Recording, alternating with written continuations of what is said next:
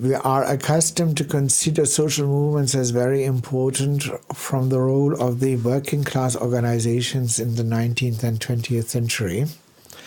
And those movements, which are now more visible, are very different from them. Yeah? In the sense that the working class movements had a very tight function within the politico-economic system. They were complementary to the strategy of capital. Yeah, they had a clear enemy, a clear adversary, but not enemy, adversary, and they had a relatively tight agenda.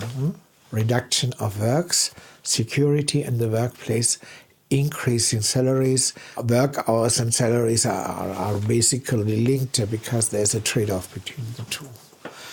Now, if the society becomes more rich and more open, then emerge and people will define themselves in function of new needs, so they have a greater diversity. And that's where you have this greater diversity. And you have movements which are normally not less comprehensive. Yeah? So you have movements which share a general inspiration, uneasiness about the actual tendencies of capitalism, for example, or uneasiness about the cultural manifestations.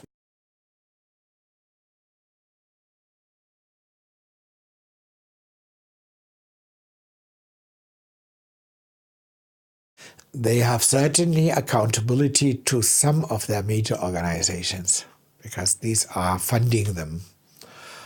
I don't see them to have any strong link in the sense of being controlled by the target group or by the ordinary citizens which contribute.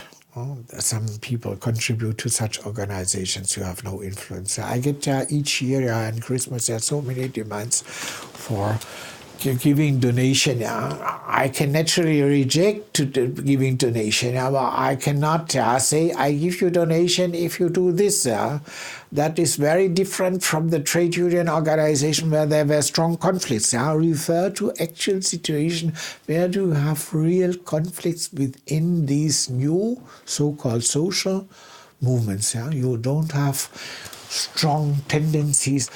The organization produces outputs which are considered by donors as legitimate, and there are even institutionalized donors, and then there are others, and many of these movements are basically, if you take the NGO sector, financed by the state. And that means that you are getting a sort of new feudalism. You get a lot of instances below the decision-making process which all claim to be representative, but which is never checked.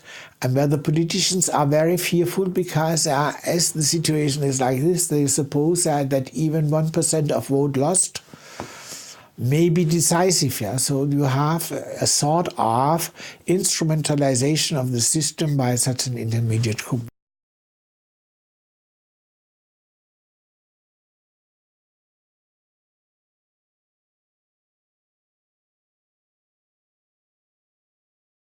The basic is they are competing, they are to some extent exclusionary, and as they are legitimate, both the perception of the legitimacy in the public will depend on the noise which is made around it.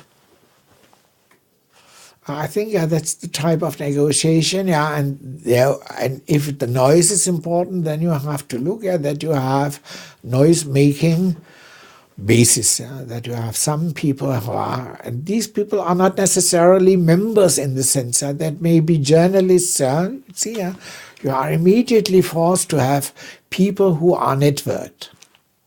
And press is something, TV is something, and journalists are very well aware.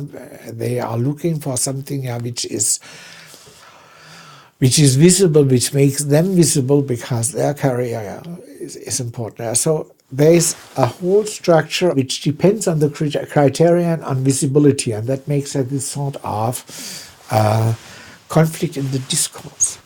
And if you compare this to the 19th century, that's very different. They have a very simple relation, basically capital, labor.